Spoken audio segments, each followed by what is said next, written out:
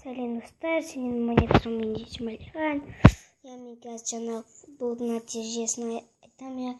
Мен бір видео түсірген футбол қазақша, футбол қазақша жартылай или жарты уақыт деген бір видео түсірген. Сода кім жеңгенін айтамын. 45 минутымен түсірген. Тағы да 45 минут қалған. Аяқта мен өзім ойнап тастадым. Сонымен мен жеңілдім. Ал олар жеңді бірден ілеспен. Олар бір гол соқты. Кішкене сол кездерде бірінші кішкене моменттер болған.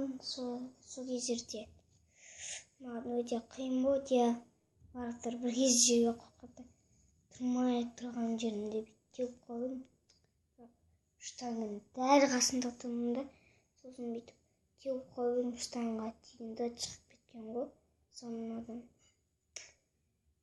кішкене ардан тура ғана жүгіріп барсам, гол болатын еді. Әйтпесе штангын қасында, дәл қасында теуіп қалдым, асығып.